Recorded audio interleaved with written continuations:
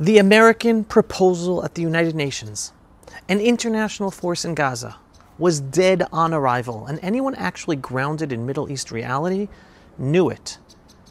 As I've said earlier, no international force on earth will disarm Hamas in Gaza. None.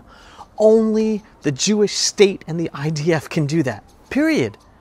Every inch of this American fantasy 20-point plan was doomed from the start. So what just officially buried it at the United Nations? Well, it is being reported that Russia and China, both wielding veto power at the United Nations Security Council, immediately blocked the U.S. draft resolution. Not only that, Russia even countered with its own proposal, deliberately stripping out every American demand.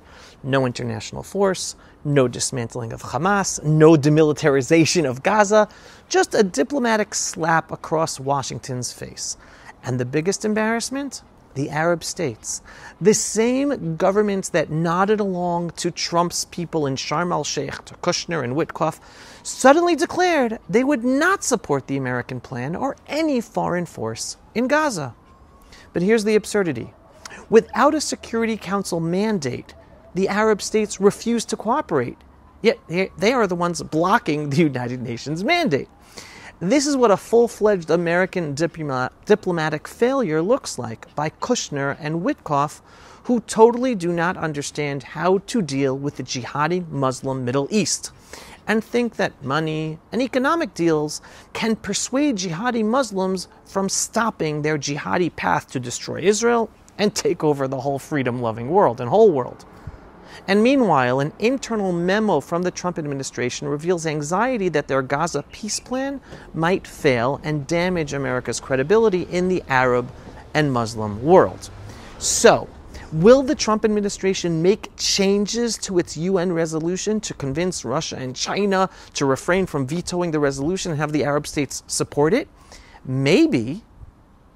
Just maybe. And we're already seeing a Palestinian state might be put in the UN resolution, so changes might be made. But let's talk about credibility in the Middle East for a moment, because Washington is hemorrhaging it faster than ever. The United States expects the region to take it seriously while it relies on Qatar as a neutral mediator. Everyone in the Middle East knows that Qatar is the most powerful jihadi Muslim actor, enabling jihadi Islam in the United States and pouring corrosive influence into American institutions, politics, think tanks, PR firms, and universities, all in an effort to destroy America from within. Qatari money is literally succeeding in ripping America apart on both sides of the political aisle, the Democrat Party and the Republican Party. The Middle East is laughing. And the joke gets worse. Trump administration is treating Syrian terror leader Abu Muhammad al-Jolani, an ISIS-linked terrorist, with a $10 million U.S. bounty on his head, well, he used to have it last year, as if he's a legitimate political figure. This is not diplomacy, this is delusion. And the jihadist Muslim Middle East is laughing that Trump met him in the Oval Office. So here's a reality check. All Gazans are Hamas. Only the IDF can demilitarize Gaza. There will be no international force in Gaza. Hamas will not be dismantled by press conferences or UN debate or UN resolutions or an international force.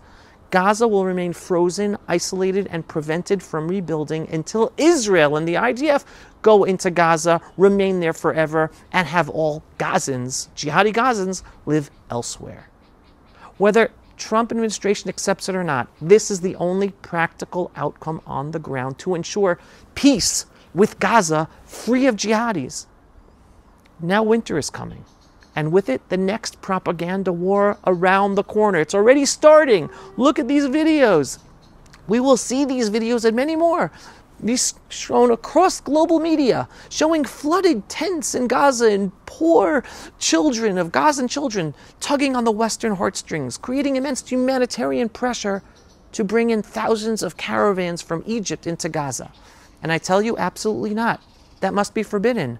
Not one shred of normalcy can be allowed back into Gaza. Not one caravan. Hamas must be destroyed according to Trump's plan. And all of Gaza must be fully demilitarized, exactly as outlined in Trump's Gaza plan. It's not allowed to be rebuilt. They want to bring in caravans into the Gaza Strip is the first step to allowing Hamas's survival and Gaza remaining a terror hub to endanger Israelis. It will let the terror regime, jihadi Muslim terror regime in Gaza, entrench itself, again under the cover of humanitarian relief from the Western world that doesn't want to see crying children. Any Gazan who wants to escape the winter from a tent, they simply can move to the caravans in Egypt.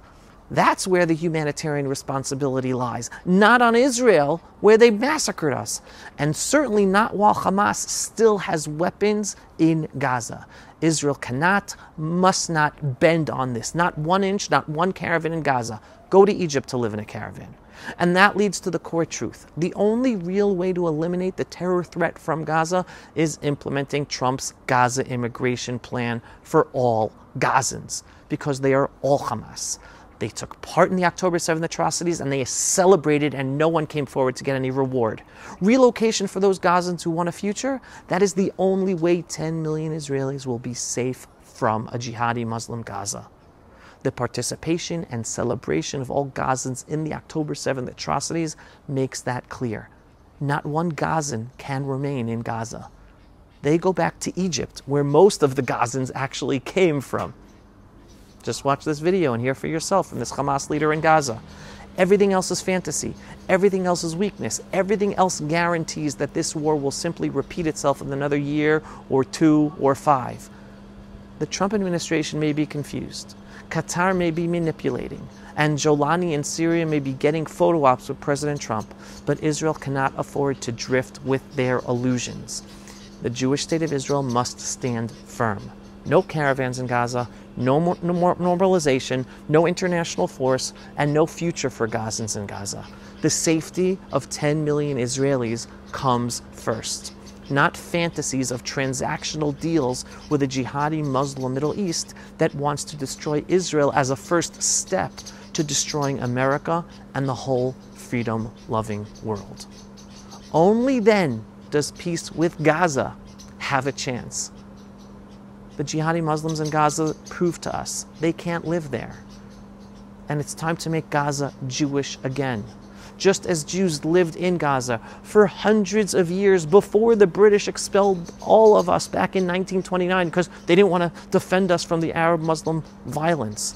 Just as the chief rabbi of Gaza City in the 17th century, Rabbi Yisrael Najara, he lived there and wrote the famous Shabbat song, Karibon, sung by Jews every Friday night all over the world. It's time for us to return to live in Gaza. The only way to deal with jihadi Islam is to make them pay by losing the only thing they care about, that is land. That is the only way they understand that they are defeated, the only way to deter them. It will take time for reality to hit the Trump administration, but eventually, that is how we will bring peace to Gaza. And Trump can smile and say, look how I brought peace to Gaza by allowing all the Gazans to leave to Egypt, where most of them come from anyway. تنجد لنواصل الجهاد والحمد لله أصولنا كلنا عربية ويستطيع كل فلسطيني في غزة وفي كل فلسطين أن يأتي بجذوره العربية سواء كانت من السعودية أو من اليمن أو من أي نفط ولذلك قد تربطنا قرابات ولذلك أين المودة أين الرحمة. أنا شخصيا نص عائلتي مصرية كلنا ويمكن بيجي حوالي أكثر من 30 عائلة اسمها المصري.